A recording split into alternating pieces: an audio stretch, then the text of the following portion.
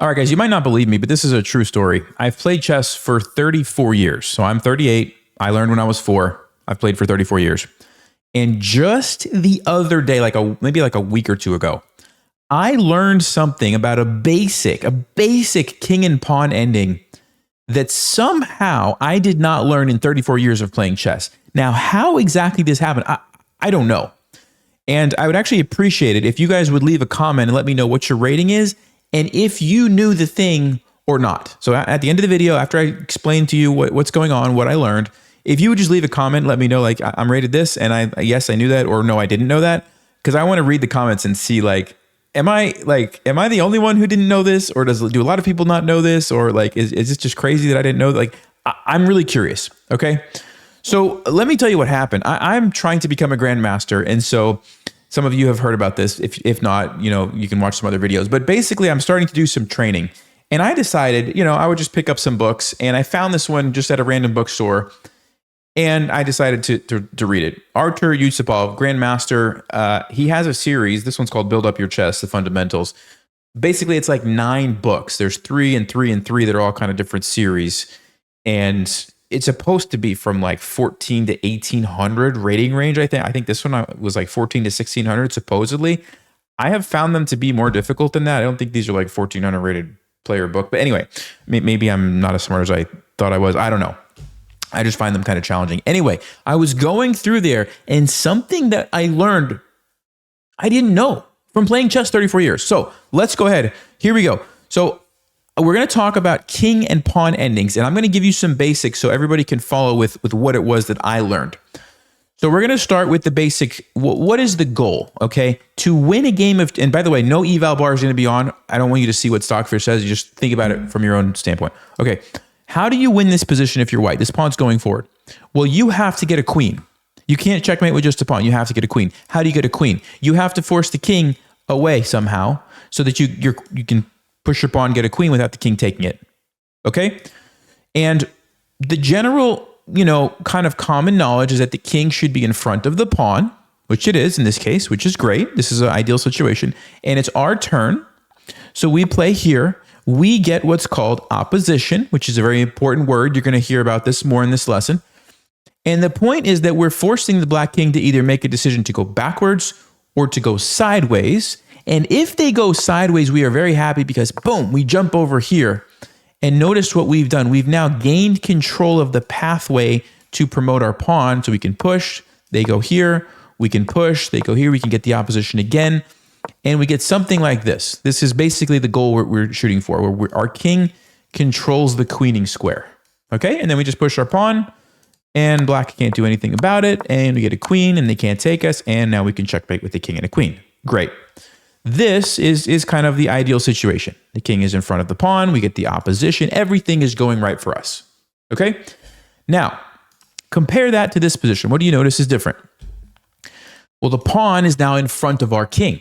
This is not the ideal situation for us because now when we try to come up, guess what? Black is going to get the opposition on us and we can't really make progress with our king. We could try to come back this way. He just blocks us off. We can try to come over here. He goes straight back and then boom, gets the opposition. What are we going to do? We have to push our pawn, right?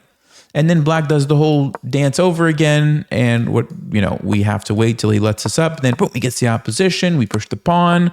He goes back. This is key. He has to go back, right? I knew this. This is what I knew. Everything I'm telling you so far, I knew for a long time, right? We come up, he gets the opposition, and watch what happens. If we try to push the pawn, the king blockades it, and we have a problem. If we go here, it's what's called a stalemate. It's a draw. You see that? The game it's a draw. Black can't move. But if we move anywhere else, then you take a pawn, also a draw. Okay, so there's nothing we can do. And I knew that, right? And I knew this. This is, if the pawn's in front of the king, there's nothing we can do, as long as black is smart and gets the opposition. Okay?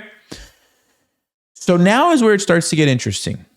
Looking at this position, it's white to play. Who do you think is going to win? Let me ask you this way. Can white win or is it a draw? What do you think is going to happen?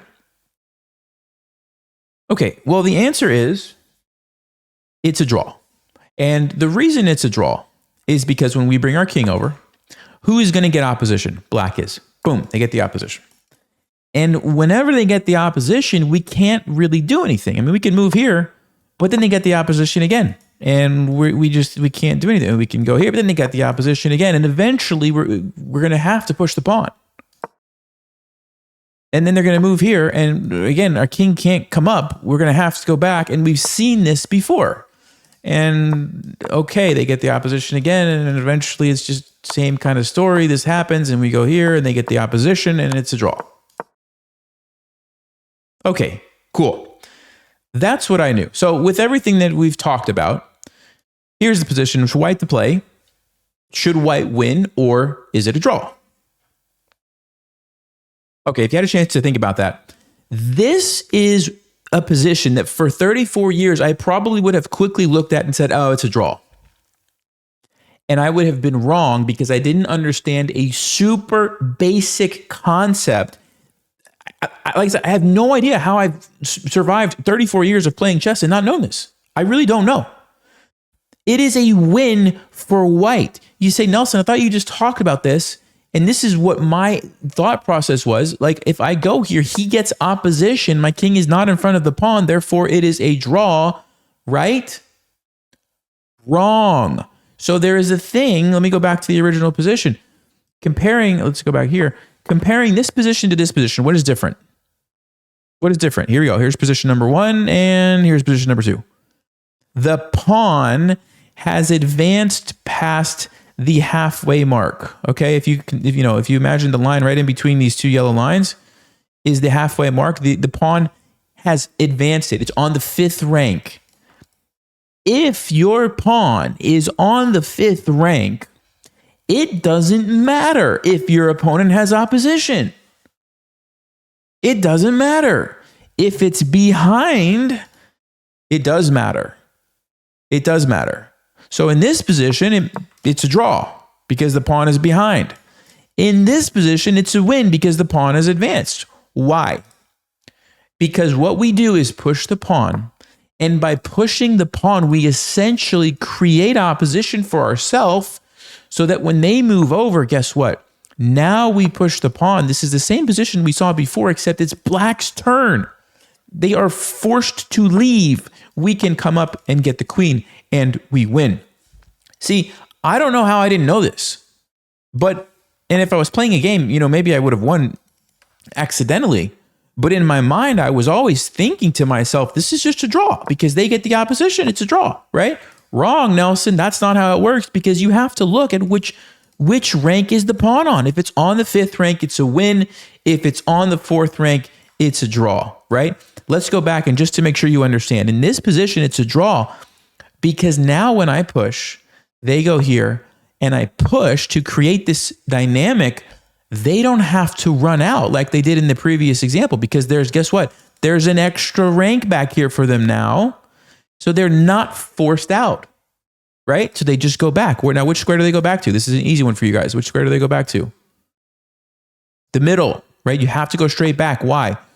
Because when I come up, they have to get the opposition. You guys see that? It's all about whose move is it in this position. Now they've put it in our move, we stalemate.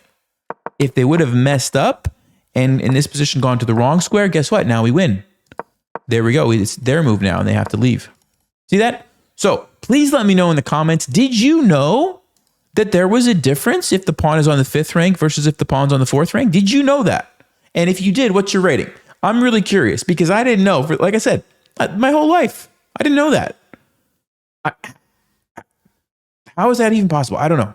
I hope you guys learned something. Please leave a comment. I'm really curious to see. Before I forget, last thing I want to say, Chess Vibes Academy is closing today. If you want more special lessons, if you want monthly boot camps, if you want to follow my Grandmaster journey and get extra bonus lessons like this where I teach and explain things that I'm learning along the way, book recommendations, all that kind of stuff, it's inside Chess Vibes Academy. Today is the last day to join. So if you're lucky enough to watch this video, you need to go join now before we close it. Otherwise, you're going to have to wait like 3 or 4 months. So see you guys in there. Thanks for watching. Stay sharp, play smart, and take care.